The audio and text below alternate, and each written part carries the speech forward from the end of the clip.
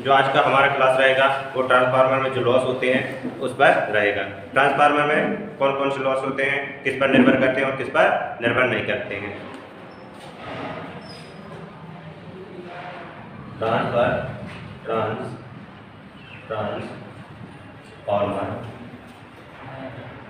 Loss.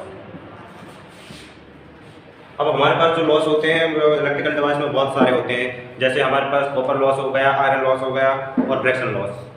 परंतु इसमें क्या होता है कि हमारे पास ये स्टैटिक डिवाइस है तो फ्रिक्शन लॉस नहीं होगा। तो हमारे पास ओनली इसमें कितने प्रकार के लॉस होते हैं, 2 प्रकार के लॉस होते हैं। पहला कौन सा होता है, पहला होता है कॉपर लॉस। पहला होता है कॉपर लॉस और हमारे पास दूसरा होता है हमारे पास आयरन लॉस। अब जो आयरन लॉस होता है ये भी कितने प्रकार के होते हैं, 2 प्रकार के होते हैं। आयरन लॉस भी 2 प्रकार के होते हैं। एक होता है eddy current loss, eddy current loss, और दूसरा होता है हमारे पास हिस्टेरेसिस लॉस। और सबसे ज्यादा हमारे पास जो लॉस होता है हमारे ट्रांसफार्मर में कॉपर लॉस ही होता है, क्योंकि इसमें जो होता है समथिंग कितने परसेंट होता है कॉपर लॉस, 30 से 40% तक। तो हम एक एक पॉइंट को पढ़ेंगे। पहले देखें कॉपर लॉस होता क्या है। कॉपर लॉस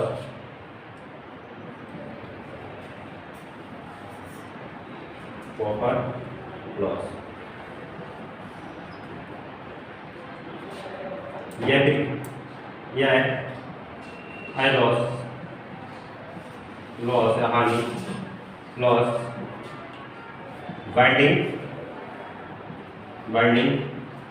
पर होती है। लॉस कहाँ पर होती है, बाइंडिंग पर होती है। लॉस बाइंडिंग पर होती है क्योंकि बाइंडिंग में हमारे जानते हैं कुछ ना कुछ रेजिस्टेंस होता है, तो उसमें वोल्टेज कौन सा ड्रॉप होता है, आई स्क्वायर आर का। और जो कॉपर लॉस है वो किस पर निर्भर करती है, लोड पर। कॉपर लॉस नेक्स्ट पॉइंट हमारा रहेगा। कॉपर लॉस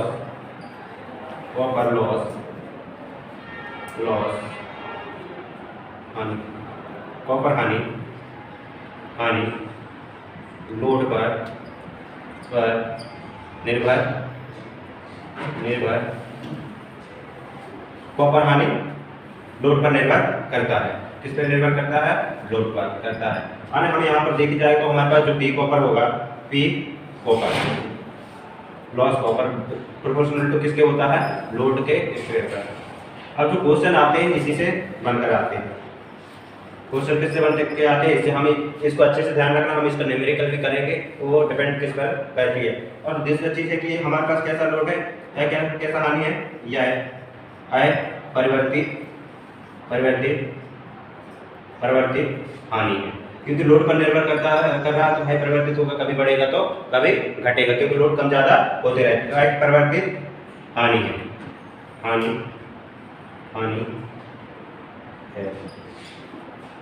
अब जो इसमें है कि हमारे पास क्या है, जो कॉपर लॉस होता है वह क्या है, बाइंडिंग पर होती है। क्योंकि हम देखते हैं जब बाइंडिंग करते हैं तो क्या होता है हमारा वो उसमें क्या बाइंडिंग में थोड़ा ना थोड़ा रेजिस्टेंस रहता है। जब थोड़ा ना थोड़ा रेजिस्टेंस रहेगा तो उसमें वोल्टेज ड्रॉप होगा, तो उसमें क्या होगा, इसी के कारण जो हमारे पास जो बाइंडिंग होता है, जो बाइंडिंग इसी के कारण क्या होती है, गर्म होती है। किसके कारण गर्म होती है, आईआर स्क्वायर के कारण। जब इसी के कारण हमारे जो दक्षता भी है क्या होती है, घटती है। ठीक है, तो हमें मान लो कि हमारे पास कॉपर लॉस क्या होती है, कॉपर हानि क्या होती है, जो बाइंडिंग पर लॉस होता है किसके कारण, वोल्टेज ड्रॉप के कारण। अब यहाँ पर जो हम जानते हैं कि कॉपर हानि लोड पर निर्भर करता है। जो कॉपर लॉस होता है लोड के कैसा होता है, लोड के वर्ग के समानुपाती होता है। अब यहाँ से हम देखते हैं कि एक क्वेश्चन बनता है, इसमें क्वेश्चन ही बनता है, क्वेश्चन। अब हम इसमें भी बहुत प्रकार से क्वेश्चन बना सकते हैं। यदि आपको प्रश्न कर दे, यदि ट्रांसफार्मर का फुल लोड पर कॉपर लॉस कितना हो, कॉपर लॉस 500 वाट है। कॉपर लॉस 500 वाट है तो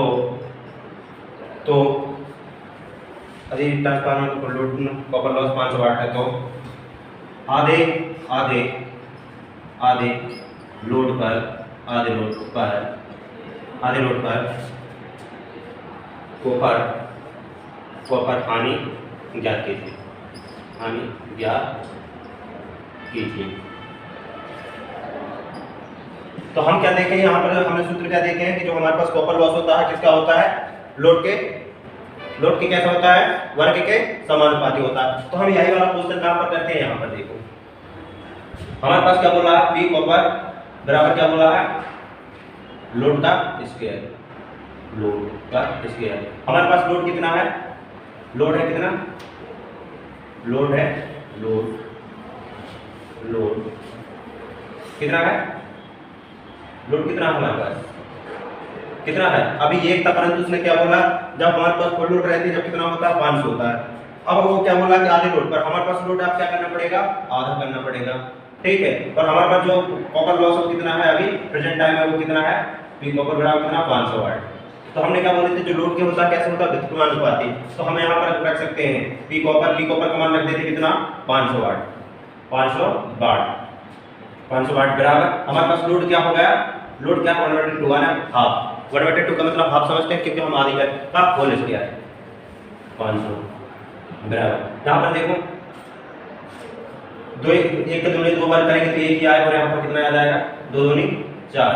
तो हमारे पास जो कॉपर लॉस होगा हम इससे दोनों काट देंगे, क्या काट देंगे, 4 है 4, यहाँ पर कितना बच गया 1, 4 दूनी 8, कितना आ रहा है 125 वाट, ठीक है 2 दूनी 4, 125 वाट। हाफ हम कह सकते हैं कि जो हमारे पास हाफ लोड में होगा वो कैसा होगा, 125 वाट क्या होगा, खपत होगा। अब वो कह दिया कि यदि मैं क्या करूंगा, हमारे पास फुल यदि हाफ लोड पर क्या कहते हैं, फुल लोड पर क्या है कॉपर लॉस 500 है।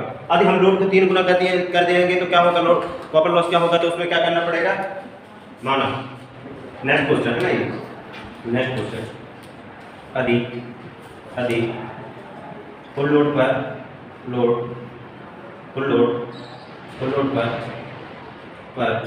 कॉपर लॉस कितना है, कॉपर लॉस मान लेते हैं पी कॉपर लॉस बराबर मान लेते हैं 200, कितने मान लेते हैं 200। अब यदि हम क्या करें, लोड को कितना करते हैं 3 गुना, और लोड को हमें क्या करना है, अभी लोड को क्या करना है 3 गुना। तो हम जानते हैं लोड कैसा होगा, अभी कितना है 200, कितना है 200। यदि हम इसको क्या करेंगे 3 गुना,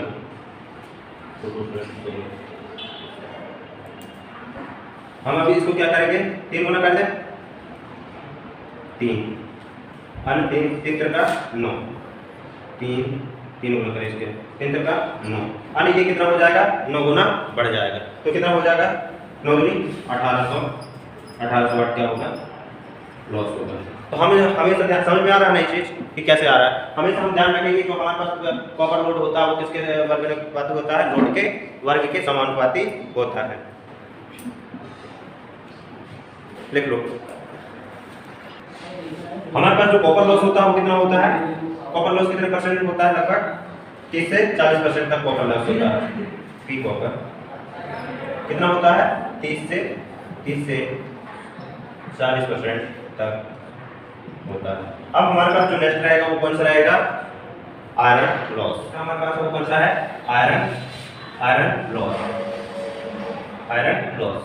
तो हम यहाँ पर देखेंगे कि जो आयरन लॉस होता है वो क्या होता है, यह अयहानी कोर पर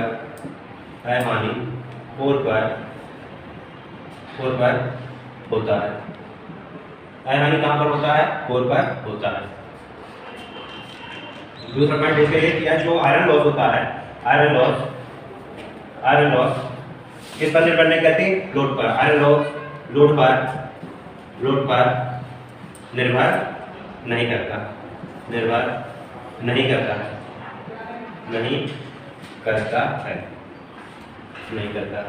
जब जो हमारा आयरन लॉस को हम जानते हैं कि किस पर निर्भर नहीं करता, लोड पर निर्भर नहीं करता, तो स्वाभाविक बात है कैसा होगा, तो यह स्थिर होगा। लोड घटे चाहे बढ़े, हमारे पास लोड पर कोई फर्क ही नहीं पड़ रहा, तो क्या होगा, ये हमेशा कैसे रहेगा, स्थिर रहेगा। तो यह लॉस स्थिर लॉस और स्थिर हानि होती है, जिसे हम किस नाम से जानते हैं होती है। स्थिर हानि के नाम से हम आयरन लॉस को जानते हैं और परिवर्तित हानि के नाम से किसको जानते हैं, जो कॉपर लॉस होता है। और कॉपर लॉस में देखते हैं लोड बढ़ने पर वो क्या होता था, घटता था या बढ़ता था। ठीक है,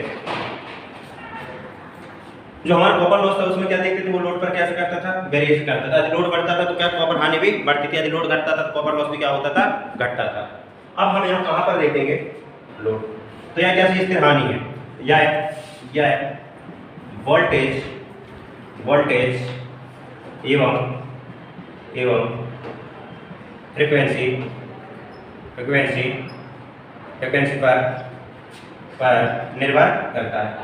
इस बात हमारे पास है कि हम फ्रीक्वेंसी को तो हमेशा ट्रांसमिशन लाइन हो या चाहे डिस्ट्रीब्यूशन लाइन हो, हम क्या करते हैं फ्रीक्वेंसी को चेंज नहीं करते। हमको 50 लेना है तो 50 लेना है, तो हमारे पास इस बात है कि फ्रीक्वेंसी भी कैसा होगा, एक सा रहेगा। और हमारे पास जो वोल्टेज कम आ ज़्यादा होते, थोड़ा बहुत वेरिएशन आता है, ज़्यादा वेरिएशन नहीं आता है। हमारे पास जो क्या बोले कि लॉस कैसा होता है, स्थिर रहता है। और हमारे पास फुल लोड भी होगा तब भी 500 ही हानि कह रहा है कि लोड ज़्यादा भी हो जाएगा तो हानि क्या रहेगी, स्थिर ही रहेगी। अब नेक्स्ट है क्या, निर्भर करता है। अब हम यहाँ पर देखेंगे क्या है, किस पर निर्भर करता है, फ्रीक्वेंसी एवं वोल्टेज पर। जो हमारे पास क्या होती है, हमारे पास जो हानि होती है हिस्टेरिस हानि बराबर क्या होती है, ठीक है। तो ये क्या है, देखिए हमारे पास कॉपर लॉस से क्या है, आदि हम कह सकते हैं कि हमारे पास जो कोर का कैसा चौड़ाई बढ़ाएंगे तो हमारे पास क्या होगा, आयरन लॉस बढ़ेगा। यानी हम कह सकते हैं कि यहाँ पर फ्रीक्वेंसी बढ़ाने पर क्या होगा, फ्रीक्वेंसी बढ़ाने पर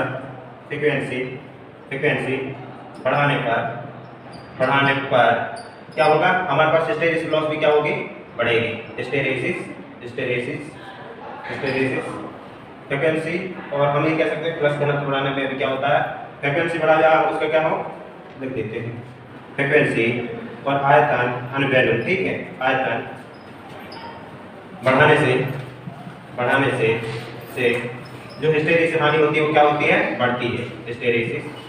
हिस्टेरिसिस लॉस बढ़ता है या इंक्रीज होता है। यहाँ पर देखो कि हमारे पास क्या है, ये बढ़ेगा, ये क्या है कि वैल्यू बढ़ेगा तो हमारे पास ये कैसे होगा, हिस्टेरिसिस लॉस होगा, वो बढ़ेगा। ये किसी क्वेश्चन था आयरन कैसे होता है, तो आयरन ये होता है कि हमारे पास क्या करते हैं, हम क्या है कि जो हमारे पास आयरन बनाते हैं, ये देखो आयरन हमारे पास कैसे बनाते हैं, वो सॉफ्ट आयरन का। तो यहाँ पर क्या होता है कि जो हमारे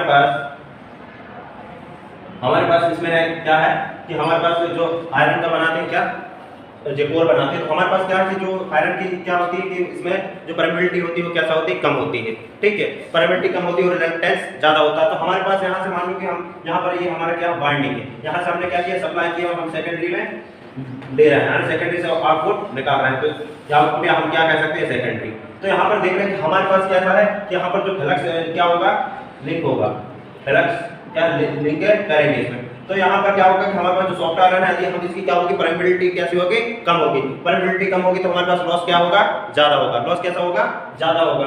अब हमारे पास पूरा फ्लक्स जाए, इसलिए हम क्या कहते हैं, हम जानते हैं कोर में क्या होना चाहिए, जो हमारे पास रिलक्टेंस है कोर का, रिलक्टेंस कोर का कैसा होना चाहिए, कम होना चाहिए, कम हो। और हमारे पास जो परमिबिलिटी वो कैसा हो, ज्यादा हो। परमिबिलिटी कैसा हो, अनंत हो और ज्यादा हो। और जो बाइंडिंग का जो रेजिस्टेंस है वो कैसा होना चाहिए, जब बाइंडिंग रेजिस्टेंस कम हो तो हम कॉपर लॉस में भी कह सकते हैं। बाइंडिंग रेजिस्टेंस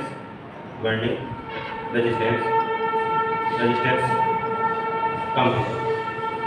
अब हम यहाँ पर देखेंगे, हम इसको यदि हमारे पास वो ओनली क्या है, आयरन अकेला का, हमारे पास क्या है कोर है। ठीक है, आयरन अकेला कोर है तो हम जानते हैं कि आयरन तक जो मैग्नेटाइजर नहीं कर पाएगा ना, रिलक्टेंस उसका ज़्यादा होगा, परमिटिविटी उसकी कैसी होगी, कम होगी। तो इस कारण से हम क्या करते हैं कि जो हमारे पास आयरन लॉस कम करने के लिए,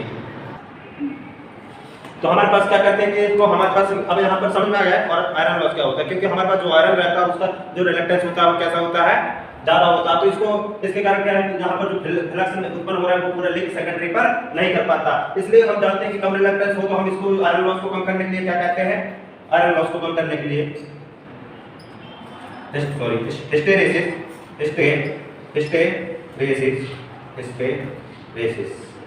हिस्टैरिसीस लॉस को कम करने के लिए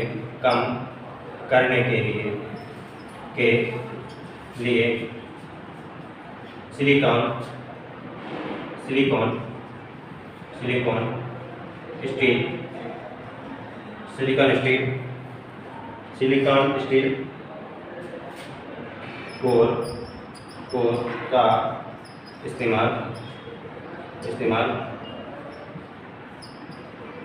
करते हैं। यानी उसमें जो हमारे पास क्या होता है कि जो कोर का है बनाते हैं, सॉफ्ट आयरन का बनाते हैं। सॉफ्ट लॉस कैसे होता है समझ में आ गया ना। हमारे पास सिलिकॉन स्टील कोर का इस्तेमाल कर। अब हम यहाँ पर क्या करेंगे, जो हमारे पास हम ज़्यादातर सुने होंगे कि जो ट्रांसफार्मर कोर होता है वो कैसा होता है, सॉफ्ट आयरन का बना होता है। परंतु हम उसमें ये भी देखते हैं कहीं कहीं पढ़ते हैं कि स्टील सिलिकॉन स्टील का बनता है। इसलिए हम जानते हैं कि हिस्टैरिसीस लॉस को कहते हैं, उसमें क्या कहते हैं, जो सिलिकॉन स्टील है वो सिलिकॉन के स्टील कितने मात्रा में मिला देते हैं, 3% से 4% तक। कितने? 3% से 4% तक। अब हम इसमें क्या करेंगे, 3% से हम क्या करेंगे, ज़्यादा मिला देंगे। यदि 3% से ज़्यादा मिला देंगे तो उसमें क्या होगा, भंगुरता उत्पन्न होगी। क्या होगी? भंगुरता उत्पन्न होगी। इसलिए हम क्या करते हैं, 3 से 4% ही मिलाते हैं। अब भंगुरता उत्पन्न होगी तो इसको कम करने के लिए हम किसका इस्तेमाल करते हैं, भंगुरता कम करने के लिए भंगुरता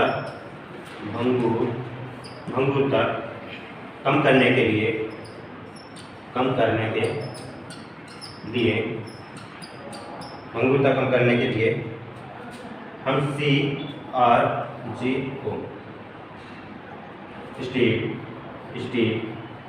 स्टील का उपयोग करते हैं। किसके लिए? भंगुरता कम करने के लिए उपयोग करते हैं। अब हमारे पास यहाँ देखेंगे क्या है कि जो CRG को फुल फॉर्म क्या है, CRG cold rolled grain oriented steel. ठीक है, हम यहाँ पर कह सकते हैं कि हम यहाँ पर जो है हिस्टैरिसीस लॉस को कम करने के लिए हम सिलिकॉन स्टील का प्रयोग करते हैं। हमारा जो नेक्स्ट टॉपिक है वो है, जो हम देखें आयरन लॉस होते हैं वो कितने प्रकार के होते हैं, 2 प्रकार के होते हैं। पहला हिस्टैरिसीस लॉस और दूसरा होता है एडी करंट लॉस। अब एडी करंट लॉस होता है वो कैसा होता है, अब जो मेन पॉइंट है इसमें हमारे पास आयरन लॉस हानि कोर पर होती है। अब हिस्टैरिसीस कोर पर होता है, परंतु इसका मुख्य रीजन हम जानेंगे। ठीक है, और ये कैसा होता है, किस कारण से होता है, ये जो हिस्टैरिसीस लॉस होता है किस कारण से होता है, मेन पॉइंट ये है, कोर में मैग्नेट का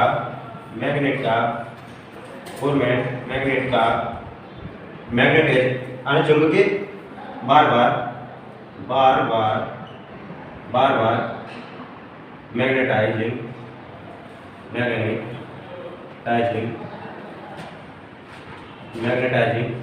एवं डीमैग्नेटाइजिंग के कारण उत्पन्न होता है। अब मेन पॉइंट पे हमारे पास जो है क्या है, ये यहाँ पर मेन पॉइंट स्टार्ट कर लेना। ये कॉपर लॉस क्या, हिस्टैरिसीस लॉस क्या होता है, तो हम कह सकते हैं कोर में जो मैग्नेट है, हमने क्या बोला कि हमारे पास मैग्नेट सॉफ्ट आयरन का इसको अच्छा क्या परमिटिव के लिए हम क्या करते हैं, सिलिकॉन स्टील मिला देते हैं। अब हमारे पास क्या होगा, जो हमारे पास कोर में फ्लक्स हो रहा है, कभी चुंबकित होगा कभी विचुंबकित होगा, तो इसमें लॉस होगा। ठीक है, हमारा अब नेक्स्ट है जो है वो कौन सा है, एडी करंट लॉस। हमारा जो आयरन लॉस का दूसरा जो लॉस था वो कौन सा है, eddy current loss. Eddy current loss. Eddy current loss क्या होता है, ये भी कोर में होता है, पर क्यों होता है, कोर में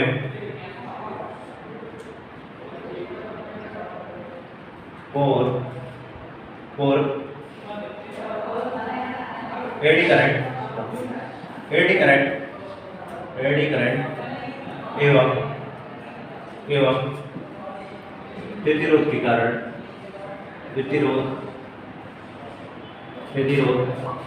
के कारण जो हानि होती है उसे एडी करंट लॉस कहते हैं,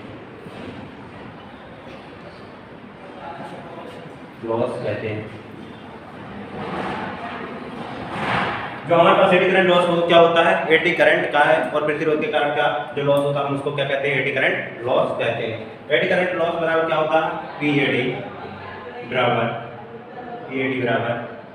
के ई एफ का स्क्वायर फ्लक्स मैक्सिमम फ्लक्स का स्क्वायर टी स्क्वायर। हमारे पास क्या होगा, यदि टाइम बढ़े, टाइम का क्या होगा, टाइम का स्क्वायर में क्या होगा, हमारे पास जो एडी करंट है वो होगा फ्रीक्वेंसी के स्क्वायर में लॉस होगा। अब हमारे पास जो एडी करंट लॉस को कम करने के लिए हम क्या करते हैं, एडी करंट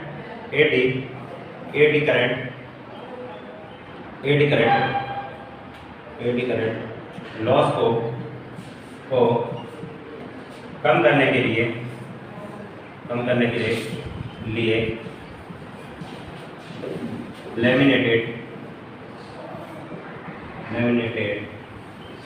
लैमिनेटेड पत्तियों का उपयोग करते हैं।